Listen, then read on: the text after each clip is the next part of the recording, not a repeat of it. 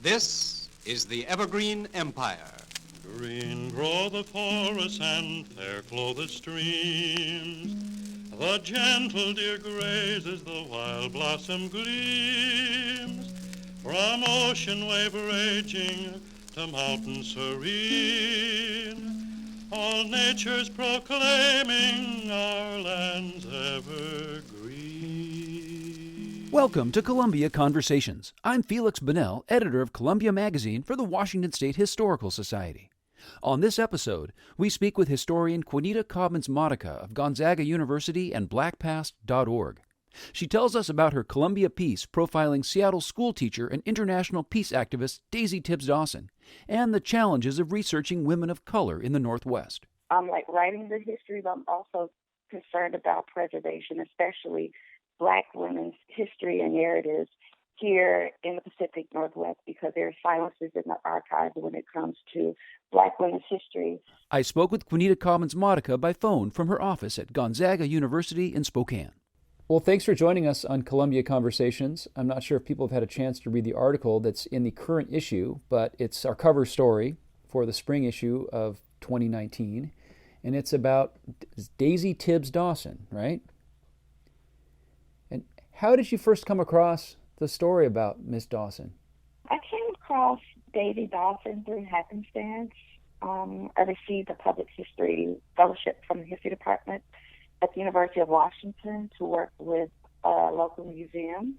And at that time, I was working briefly with the Northwest African American History Museum. And they told me about a woman named Daisy Dawson, that I might be interested in profiling her story. So I got connected with Daisy Dawson's family, or her children, Craig and Deborah, who had been trying to find avenues to get their mother's story told and recognized. And they went to NAM with this particular story. And by me being there, they thought that was the perfect time to actually tell her story. Huh. Yeah, I noticed when we were putting the story together, working with you on that, some of the sources you listed were these unpublished interviews that had been conducted either at the behest of the family members or somehow through the family. They were actually working to sort of preserve their own history in a way? So when Daisy was alive, a number of interviewers came to interview her to talk about her story. I'm not sure if those interviews, if anything ever came of those interviews, but the family had boxes and boxes of information on their mother, and those interviews were a part of that collection that they had. And so I think one reporter, one person who came with a reporter that did a short story on her, I think it was in Crosscut. But other than that, there was some interest in Daisy's later years, where interviewers came to talk to her about her story. I see. And this question's too inside baseball, but in terms of the archival materials the family had, those boxes of things, are those headed somewhere to an actual archive, or have they already been preserved someplace, or are they still with the family? So that is a really great question. So when I first started the project, of course, I could not find Daisy Dawson in a traditional archive. And so it was so helpful to meet with the family, because as it turned out, Dawson actually had been collecting material for well over 50 years that was stored in the basement. So I had an opportunity to go through all of those boxes, all of those artifacts, newspaper clippings, cards, what have you. And after I finished working on the piece, because as a historian, I'm not just concerned about writing the history, but I'm also concerned about preservation, especially Black women's history and narratives here in the Pacific Northwest, because there are silences in the archives when it comes to Black women's history.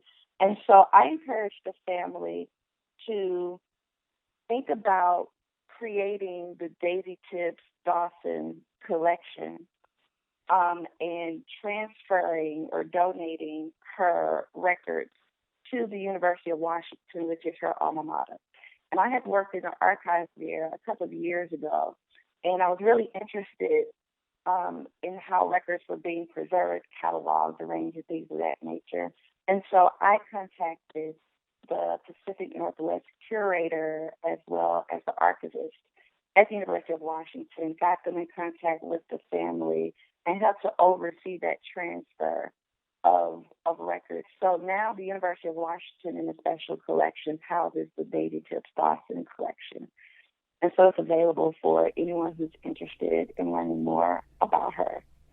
That's great. I'm really glad you did that. And I maybe I haven't asked the question enough. And I think that notion of you being interested in telling the story, but also realizing that these records were priceless and invaluable and needed to be housed in a regular archive someplace.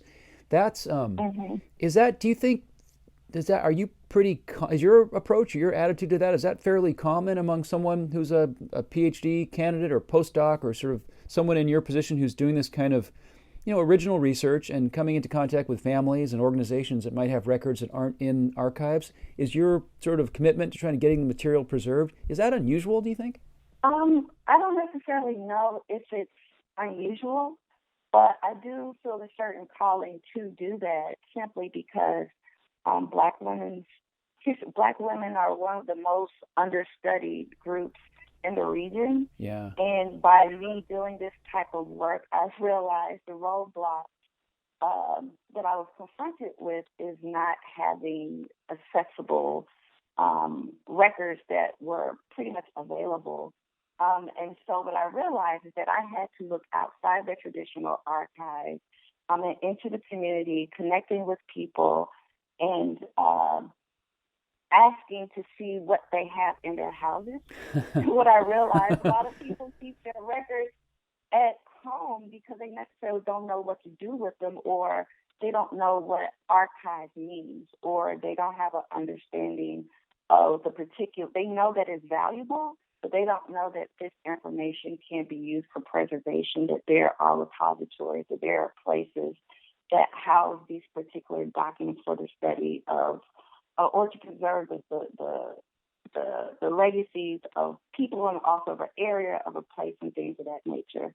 So I don't know if it's really unusual. I don't know anyone who was doing it in my department in terms of being a graduate student, but that's something that is a lifelong project of mine that I do, and I talk to women all over the state about ways that they can preserve the records that they have, and those who are sort of like middle age, letting them know early, like make sure you keep certain documents, keep certain records. The notion of maybe it's like, I know this has changed a lot over the last few decades, but I know I used to work at the Museum of History and Industry in Seattle, which was created as a Seattle Historical Society back at the turn of the 20th century. And the history they focused on was all sort of, they don't mean this in a crass way, but sort of like rich white people. That was what this history, they had people's pianos and their silver sets and their nice china and everything. And the notion of being interested in collecting stories and artifacts and archives of, sort of common people or middle class people or working class people, that's, I think, regardless of color. I think this is something that was not really done until the last couple decades in particular. But so in terms of the Pacific Northwest being a place where African American women are underrepresented in these kinds of archival collections, is that true in other parts of the country, or is there a special reason why that would be the case here in the Northwest? Oh yes, that's a national issue. That's okay. A national problem, international even. Why is that? Oh, it has a lot to do with, of course, racism, not valuing African American, and more broadly, but particularly African American women's history. Or their stories. And so because of that, that's reflected across the globe because of these ideas around racism and also sexism. And Black women, they are in the middle of that, the intersections of gender and race. Yeah, I get that makes sense. And that I love the connection, the fact that her story includes the aftermath of the bombing in Hiroshima, which is, I think most people, or many people in Washington State, don't realize the connection between the atomic weapons program during World War II, which with all the plutonium developed at Hanford for the bomb that was dropped on Nagasaki, or the B-29 bomber that was developed in Seattle. I think the one that actually dropped the bombs in Japan was built in Oklahoma, if I'm not mistaken. But the technology, the weapon and the delivery of it, so much of it came from the Northwest. And the fact that there were people like Daisy Tibbs Dawson willing to join up and go over as volunteers and do this kind of work to help rebuild Hiroshima. I didn't really know about that story. I think it was sort of not a surprise to me, but I was pleased to learn of that story, and when the research you uncovered and these groups of Americans going over out of a feeling of wanting to create a lasting peace and sort of make up for what had happened in Japan that's a pretty neat story. Again, regardless of the color of anybody's skin, it's just cool that it came together that way. Yeah, it was a fascinating story to me. One, because I hadn't heard anything like that, but I wasn't particularly surprised about it.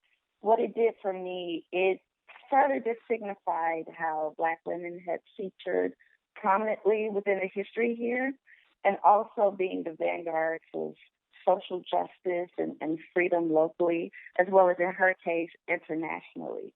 And so when I read the 1950 Ebony spread that they did, and how they profiled and detailed her her day-to-day activities there, it was quite amazing to see that and to see those photos of her and how she tried to adjust to the environment that she was in and what she had experienced and what she saw and the destruction that it did, the dropping of the bombs and the destruction that it did to the people.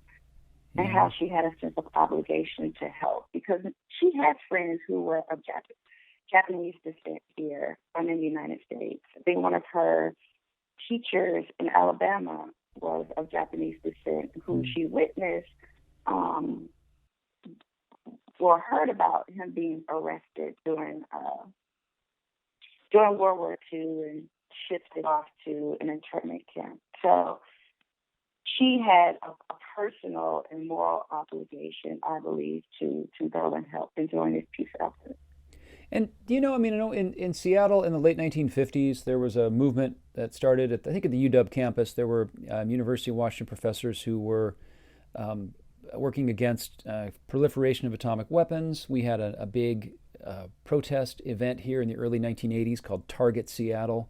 There was all this sort of anti-nuclear activity that was going on. There were the Archbishop from the Roman Catholic Diocese was out in a boat trying to stop the Trident submarines from going into the base there over on Hood Canal. Do you know, was Daisy Tibbs Dawson involved in any of those 1960s, 70s, 80s anti-nuclear protests? I'm not sure. Okay. I didn't read anything like that. 'Cause I know after she came back, she got married, moved to Alabama, got married, and then relocated back to Seattle, where she raised her family. Then later in the 60s became a teacher within the Seattle public school system. Yeah. And so I'm not sure if she was a part of anything like that. Yeah, that's Or at interesting. least I didn't come across anything, Okay. or her children didn't say anything about that that they know of. And so based on your experience in uncovering these different archival materials and putting together Daisy Tibbs Dawson's story, how many other stories are out there like this in Washington in particular, or what might still be out there, or what are you going to work on next? Or actually, where are you with this story? Are you doing more with this story at this point? Are you working on a longer form published piece, or what's next for this? No, actually, with this story, I condensed it to a 500, 600 word bibliographic entry. I'm also the historian and associate editor of blackpast.org. Oh, yeah. And we have a short profile of Daisy Tibbs Dawson on our website. And so we're hoping that was one avenue of trying to get her story out to a more global public audience. But in terms of her, this was something that I felt that needed to be done. It's this longer piece, this longer story of her life. But in terms of, are there other stories like this? There are so many. There are countless stories. I've just uncovered 100-year history, actually, of Black women's history here in Seattle, going all the way back to the late 19th century to the end of the 20th century. So Black women have always been at the forefront of social change, and especially here in Seattle. It wasn't a racial paradise for them once they arrived here and those who were born here. And so they were always committed to making Seattle more equitable, more inclusive, and more representative. They continue to make concessions for their communities. They continue to develop institutions and sustain those institutions and those communities. They continue to raise families, to work and live here. And so her story is just one of many, and it represents the multifaceted experiences of Black women here in the region. And so there's a lot more to be discovered. There's a lot more to learn about the role that Black women have played in this region. These are great stories, and I know our readers love it, and it's really wonderful to meet you on the phone like this for Columbia Conversation. So thanks again for joining us for a wonderful conversation. Thank you, Felix, for having me. I appreciate it. Thank you to Quin'Nita Cobbins-Modica for speaking with me for this episode of Columbia Conversations from the Washington State Historical Society. Her article about Daisy Tibbs Dawson appears in the spring 2019 issue of Columbia Magazine. For more information about Columbia Magazine or to subscribe, please visit washingtonhistory.org. I'm Feliks Banel.